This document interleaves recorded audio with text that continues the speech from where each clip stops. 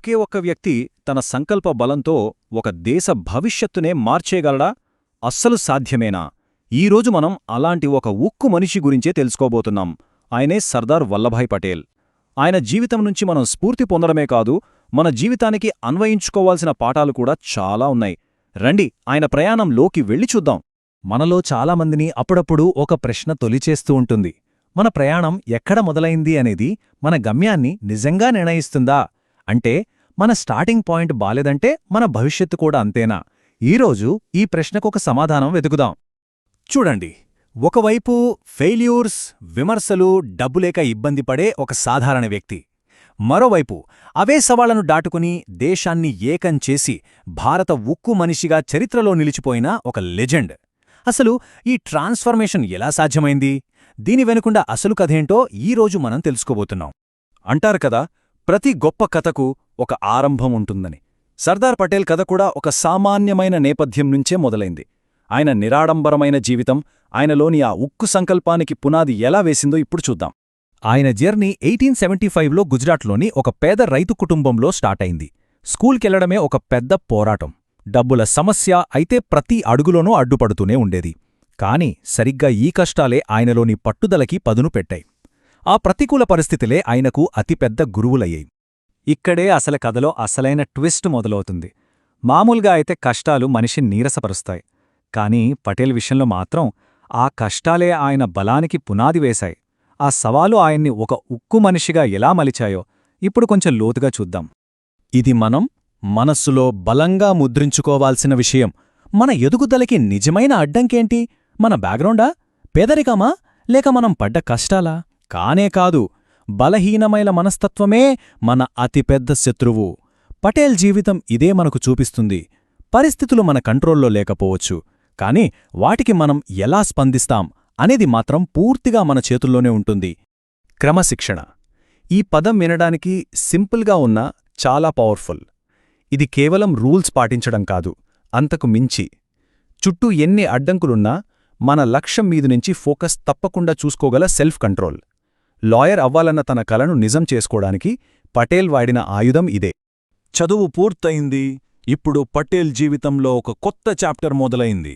కోర్టురూం నుంచి మొదలై స్వాతంత్ర సంగ్రామం వరకు సాగింది ఆయన ప్రయాణం. ఇక్కడే ఆయన నాయకత్వానికి అసలైన అగ్నిపరీక్ష మొదలైంది. ఒకసారి ఆయన కెరీర్ గ్రాఫ్ గమనించండి. తీవ్రమైన ఆర్థిక ఇబ్బందుల్ని దాటుకుని లాయర్ అయ్యారు. కోర్టులో వివక్షను, ఎంతో పవర్ఫుల్ ప్రత్యర్థులను ధైర్యంగా ఎదుర్కొన్నారు. ఆ అనుభవమే ఆయన్ని మరింత రాటుదేల్చింది. ఫైనల్గా భారత స్వాతంత్రపు ఉద్యమంలో ఒక కీలకమైన లీడర్గా మార్చింది. అంటే ప్రతి అడ్డంకి ఆయన ఎదుగుదలకు ఒక మెట్టుగా మారిందన్నమాట. ఆయన డిక్షనరీలో ఫెయిల్యూర్ అనే పదానికి అర్థమే వేరు. కెరియర్ మొదట్లో ఎదురైనవి ఆయన దృష్టిలో అపజయాలు కావు, అవి పాఠాలు. ప్రతి ఓటమే ధైర్యాన్ని, పట్టుదలని పెంచుకోవడానికి దొరికిన ఒక అవకాశం. ఓడిపోగానే కుంగిపోకుండా దానినుంచి నేర్చుకునే ఈ యాటిట్యూడ్ మనందరికీ, ముఖ్యంగా విద్యార్థులకు ఎంతో స్ఫూర్తినిస్తుంది. ఇప్పటిదాకా మనం ఆయన ఎదుగుదలని చూశాం. కాని ఇప్పుడు ఆయన పేరుని చరిత్రలో నిలిచిపోయేలా చేసిన ఆ ఒక్క పని గురించి మాట్లాడుకుందాం. ఒక దేశం యొక్క రూపురేఖలనే మార్చేసిన ఆ మహత్కార్యం, అదే ఉక్కు మనిషి వారసత్వం. ఈ నంబర్ చూడండి, 565. జస్ట్ ఒక నంబర్లా కనిపిస్తోంది కదా? కానీ కాదు, ఇది ఒక మహోన్నత కార్యానికి గుర్తు. ఇంతకీ ఏంటది? 565 చిన్నా పెద్దా కలిపి అన్ని సంస్థానాలు, ఒక్కొక్కటి ఒక్కో దేశంలా, వాళ్లకంటూ స్వంత రాజులు, స్వంత రూల్స్. వీళ్లందరినీ ఒకే మాట మీదకు తీసుకురావడం, వాళ్ళని ఒప్పించి ఒకే దేశంగా, అఖండ భారతంగా నిర్మించడం ఊహించుకుంటేనే అసాధ్యమనిపిస్తుంది కదా? కాని పటేల్ తన ఉక్కు సంకల్పంతో ఆ అసాధ్యాన్ని సుసాధ్యం చేసి చూపించారు. సరిగ్గా అందుకే ఆయన్నే భారత ఉక్కు మనిషి అని పిలుస్తారు. ముక్కలుగా ఉన్న దేశాన్ని ఒకటి చేయడంలో ఆయన చూపించిన ముక్కవోని పట్టుదల, క్లియర్ విజన్, ఇంకా కఠినమైన నిర్ణయాలు తీసుకోగల నాయకత్వం, ఈ క్వాలిటీసే ఆయనకు ఆ పేరుని తెచ్చిపెట్టాయి. ఓకే, పటేల్ కథ విన్నాం, చాలా గొప్పది. కానీ మనకేంటి? మన రోజువారీ జీవితంలో, మన ఛాలెంజెస్లో ఆయన లైఫ్ నుంచి మనం ఏం నేర్చుకోవచ్చు? ఇప్పుడు ఫైనల్ సెక్షన్లోకి వెళ్దాం. ఆయన జీవితం మనకిచ్చే సింపుల్ కాని చాలా పవర్ఫుల్ సక్సెస్ సూత్రాలు ఇవి. గుర్తుంచుకోండి, మనకున్న ప్రివిలేజెస్ కన్నా పట్టుదల ముఖ్యం. మనల్ని వెనక్కిలాగే సందేహాల్ని క్రమశిక్షణతో జయించాలి. కంఫర్ట్ జోన్ని వదిలి ధైర్యాన్ని ఎంచుకోవాలి. ఎందుకంటే చివరికి మనకొచ్చిన మార్కుల కన్నా మన మైండ్ సెట్టే మన భవిష్యత్తును డిసైడ్ చేస్తుంది. సర్దార్ పటేల్ చెప్పిన ఈ ఒక్క మాట వింటే చాలు, ఆయన ఫిలాసఫీ ఏంటో మొత్తం అర్థమైపోతుంది.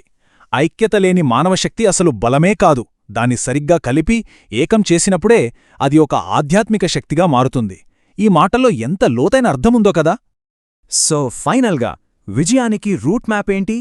Simple, 3 steps. 1, చిన్న చిన్న అడుగులతో కాని నిలకడగా ప్రయాణం మొదలుపెట్టాలి. 2, ఈరోజు మనం పడుతున్న కష్టాలే రేపటి మన బలానికి ఇంధనమని గుర్తుంచుకోవాలి. 3, మన కృషి, ధైర్యం మరియు సరియైన మైండ్ సెట్, ఈ మూడింటినీ కలపాలి. అప్పుడు ఎలాంటి అసాధారణ ఫలితాలైనా వస్తాయి. చివరిగా ఒక్క మాట, లెగసీ అనేది వారసత్వంగా వచ్చేది కాదు, దాన్ని మనమే నిర్మించుకోవాలి. సర్దార్ పటేల్ తన వారసత్వాన్ని తన సంకల్పంతో, తన కృషితో నిర్మించుకున్నారు.